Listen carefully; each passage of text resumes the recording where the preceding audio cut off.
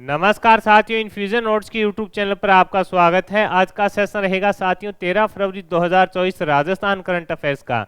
इस सेशन के अंदर साथियों जितने ही महत्वपूर्ण प्रश्न बने हैं राजस्थान करंट अफेयर्स के, वो मैं आपके साथ शेयर करूंगा। साथ ही उन प्रश्नों से जुड़े जो महत्वपूर्ण तथ्य आपसे आगामी प्रतियोगिता परीक्षा में पूछे जा सकते हैं, उस पर भी जानकारी साझा करूंगा। उसके बाद देखेंगे साथियों अपने सूजस सार इसलिए इंपॉर्टेंट रहेगा साथियों कि सरकार के जिन कार्यों का प्रकाशन सूजस के अंदर होता है, वहां से करंट अफेयर्स के महत्वपूर्ण प्रश्न पूछे जाते हैं।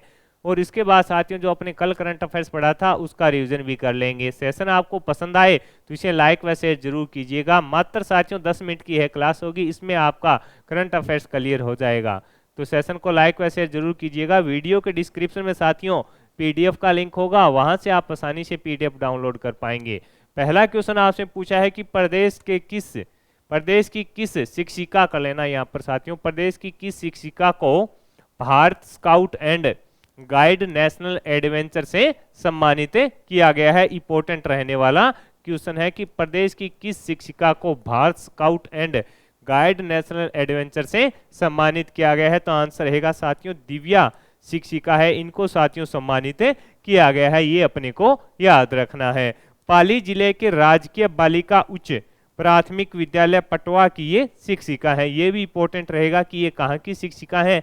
तो साथियों पाली जिले के राजकीय बालिका उच्च प्राथमिक विद्यालय पटवा की ये शिक्षिका है। इन्होंने मध्य प्रदेश में आयोजित 25वें अंतर्राष्ट्रीय एडवेंचर प्रोग्राम में है जो हिस्सा लिया था, जिसके चलते साथियों इन्हें यह पुरस्कार दिया गया है। तो अपने को याद रखना है कि दिव्या को साथियों हाल ही के अंदर Bharat scout and guide national adventure से सम्मानित किया गया है। इंपॉर्टेंट रहने वाला है, पूछा जा सकता है आपसे।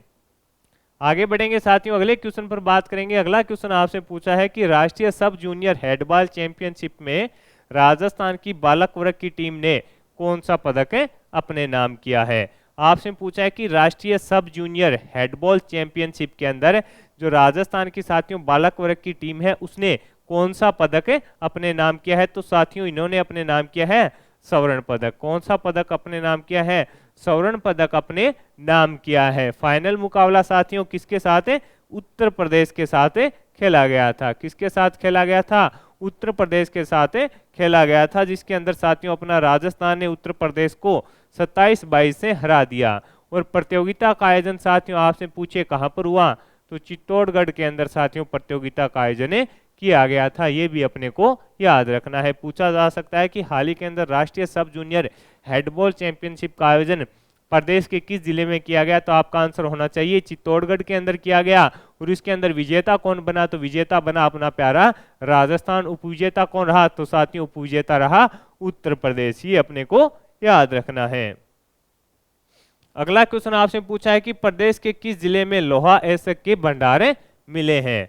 आपसे पूछा है कि प्रदेश के किस जिले के अंदर लोहा एसक के भंडार मिले हैं। तो आंसर हो जाएगा साथियों आपका करौली के अंदर साथियों लोहे एसक के भंडार मिले हैं। अभी ये जानकारी है खान विभाग के द्वारा साथियों ये बताया गया है कि 1888 हेक्टेयर के आसपास 1888 हेक्टेयर के आसपास है जो साथियों क्या है कि खनन के दौरान उन्हें लोहा एसक के भंडार मिले हैं। हिंडौन के आसपास जो साथियों करीब 1888 हेक्टेयर का क्षेत्र है उसके अंदर मिले हैं। तो इंपॉर्टेंट रह सकता है कि हाल ही के अंदर किस जिले में लोहा एसक के भंडार मिले हैं। तो आंसर हो जाएगा करौली के अंदर मिले हैं। ये अपने को याद रखना है। अगला क्वेश्चन आपसे पूछा है कि प्रदेश जयपुर मेट्रो के सेकंड फेज के अंदर प्रदेश में जयपुर मेट्रो के सेकंड फेज के अंदर सतीपुरा से अम्बाबाड़ी विद्याधर के बीच बनेगा। इसमें केंद्र सरकार कितना फीसदी राशि देगी। तो आंसर रहेगा साथियों 20% राशि दी जाएगी। हाल ही के अंदर साथियों जो बजट घोषित किया गया था उसमें अपने उप मुख्यमंत्री व वित्त मंत्री दिया कुमारी जी ने घोषणा की थी कि प्रदेश के अंदर साथियों जयपुर मेट्रो यानी अपने जयपुर के अंदर जयपुर मेट्रो का दूसरा फेज शुरू होगा। वो कहां से? सतीपुरा से लेकर अम्बाबाड़ी विद्याधर के बीच बनेगा।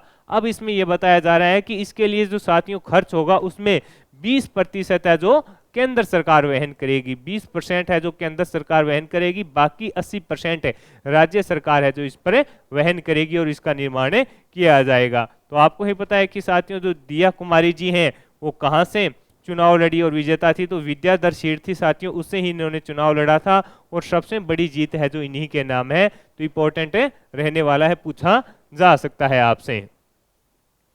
आगे बढ़ेंगे साथियों, अगले क्वेश्चन पर बात करेंगे। अगला क्वेश्चन आपसे पूछा है कि मुंबई के ओटीएम में पर्यटन विभाग की ओर से आयोजित कार्यक्रम में राजस्थान टूरिज्म को कौन सा अवार्ड मिला है।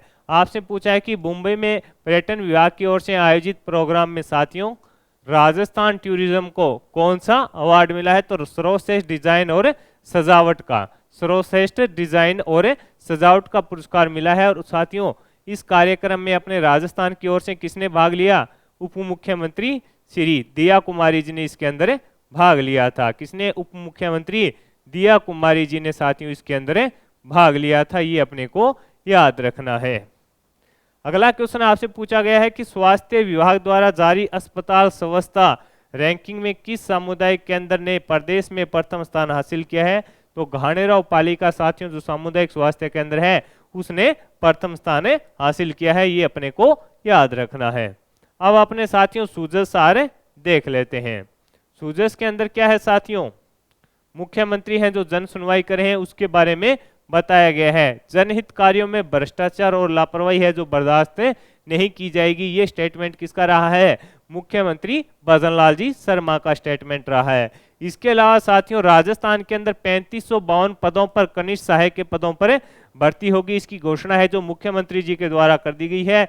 और इन्होंने कहा है कि भर्ती प्रक्रिया है जो साथियों जल्द ही शुरू की जाएगी। इसके अंदर साथियों ये भी बताया गया है कि जो गैर अनुसूचित क्षेत्र है उसके तो पद रहेंगे 8328 और अनुसूचित क्षेत्र के रहेंगे 764 पद। इसके अलावा साथियों राजस्थान अपने महलों, विरासत स्थलों, इंफ्रास्ट्रक्चर और इको टूरिज्म के लिए प्रसिद्ध है, उप मुख्यमंत्री दिया कुमारी जी। राजस्थान टूरिज्म को सर्वश्रेष्ठ डिजाइन और सजावट का पुरस्कार है जो मिला है। राजस्थान की उप मुख्यमंत्री और पर्यटन मंत्री दिया कुमारी ने शनिवार को मुंबई ओटीएम के समापन और पुरस्कार वितरण समारोह में मुख्य अतिथि के रूप में इन्होंने भाग लिया। और वहां पर साथियों मुंबई के जियो वर्ल्ड कन्वेंशन सेंटर में आयोजित समारोह में उन्होंने कहा कि राजस्थान अपने महलों और विरासत स्थलों के लिए प्रसिद्ध है। उप मुख्यमंत्री ने कहा कि ओटीएम एशिया में अग्रणी ट्रेवल ट्रेड शो है, राजस्थान पर्यटक को भी इससे काफी बढ़ावा मिला है।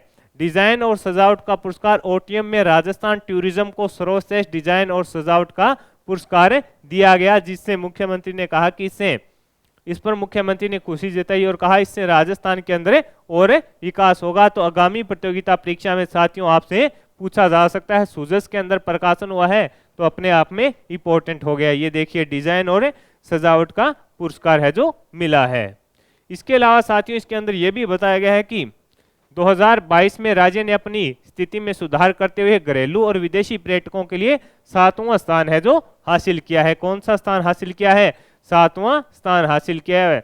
वर्ष 2023 में राज्य में आने वाले आगंतुकों की संख्या काफी रही, 17.90 करोड़ से अधिक घरेलू पर्यटकों की मेजबानी, साथ ही लगभग 17 लाख विदेशी जो पर्यटक हैं इनका आगमन हुआ। ये देखिए ये इंपॉर्टेंट रहने वाला है कि ये 18 करोड़ से ज्यादा पर्यटक आए हैं, जिसमें साथियों 17.90 करोड़ तो अपने स्वदेशी हैं, बाकी 17 लाख के आसपास साथियों बताए जा रहे हैं विदेशी हैं।